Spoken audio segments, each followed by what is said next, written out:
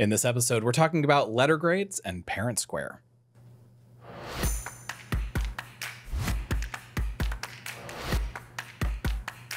From the Heart of Paradise, I'm Matt. And I'm Kara. And as always, we've got our team in the studio helping the show. And it is certainly a show to listen to today because we're talking about two really important things. One, school letter grades, which I think coming in, maybe there's a lot of misconceptions about what letter grades are and the process that schools go through to get assigned these letter grades. So we're going to learn a lot about that. The other thing is ParentSquare. This is something that the district is launching at our 5 high schools first, and then the rest of the district in early 2026. It's going to change the way that we communicate, which I'm super excited about. Yeah. Hey, senior families, are you ready to tackle FAFSA? PV Schools is here to help. The College and Career Department is hosting an in-person FAFSA support event on Tuesday, November 18th from 12 to 4 p.m. at Paradise Valley High School. Let PV Schools guide your student on their journey of excellence. Registration is required, so visit pvschools.net or contact your counselor to secure your spot. For 40 years, PV Schools has partnered with PV Community Food Bank to provide families boxes of food who reside within the PV Schools boundaries. The food bank has provided food assistance to neighbors, students, families, and is gearing up for the holiday season. Donations can be dropped off at the PV Community Food Bank. For more information, visit the website at pvcommunityfoodbank.org. The 16th annual PV Schools Community 5K Fun Run returns Saturday, January 31st, 2026 at Horizon High School. Registration is now open, so visit pvschools.net for more information and to register. Now back to the beat. PV beat, that is. Lots going on. So, let's get right into it. Today we have here Miss Jessica Harrington to talk to us about the school letter grades. How are you doing, Jessica? Good morning, guys. How are you? Good. So you're here as the expert for letter grades, certainly among the three of us. Give us the overview of just basically what is a letter grade. Absolutely. So a school letter grade kind of comprehensively measures a bunch of different factors for schools. They are broken into 2 different categories. We have got a system for our K-8 traditional schools, so our elementary schools and then our middle schools here in Paradise. And then we've got a different system for our traditional high schools. So they are measured on a bunch of different factors, including growth of students, the proficiency of students, chronic absenteeism rates are thrown in there, and altogether those point values come out to total different point values that then are assigned a letter grade of A, B, or C.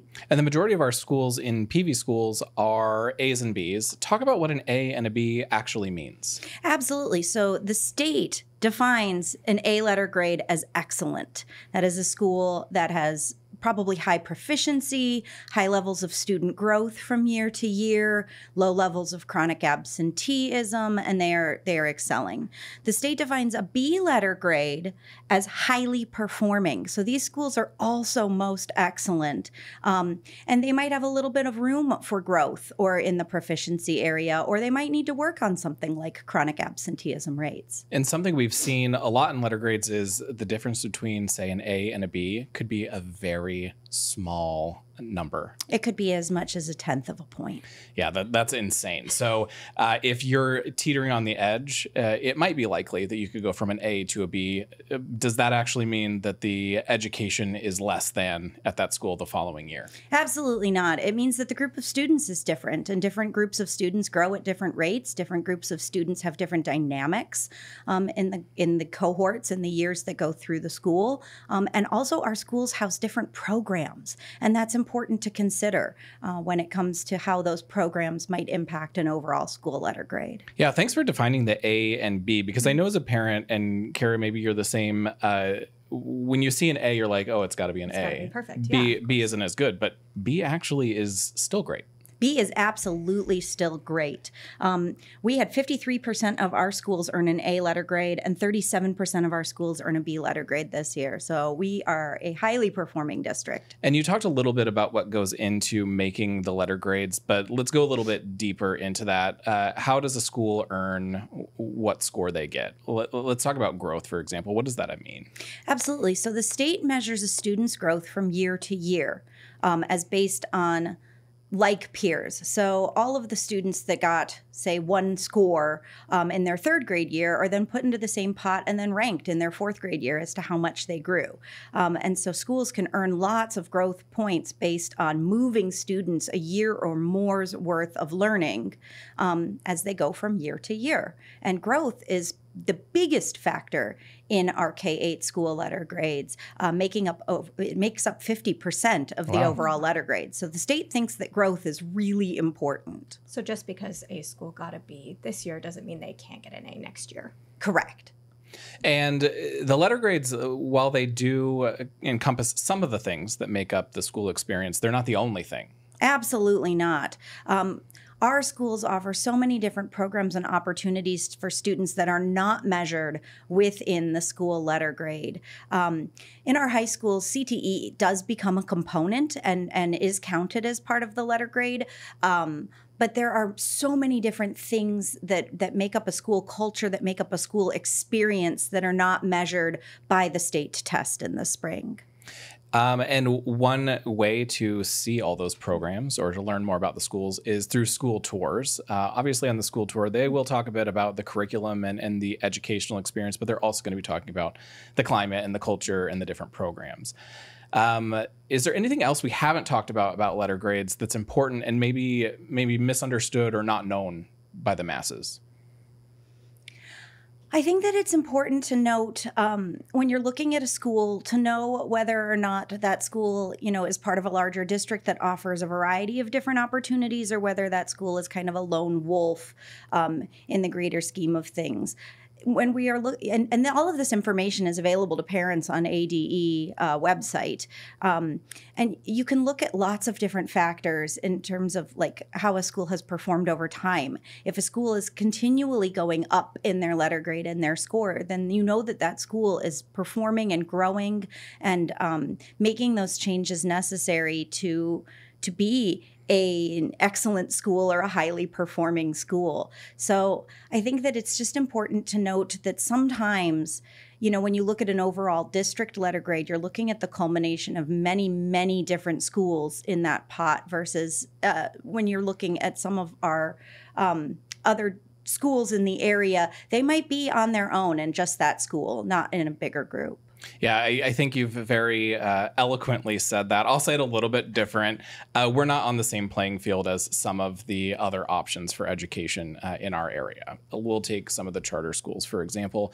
They don't actually report as an entire organization as we would. They go by campus, which can be misleading, but it is also part of the many things that parents should be looking at when they're choosing a school, because it is so much more than a letter grade. Absolutely, Matt. And one of the things that PV can be proudest of is that when you put all of the district public schools in one basket or all of the charter schools in their own basket, PV schools outperforms all of the charters when they are put together, and it outperforms public traditional schools when put in that basket on every level. Yeah, so it's certainly a point of pride for PV to have this achievement. And also, PV, we have said many times, we're a leader in choice. We have choices for students in all of our programs, through all of our schools.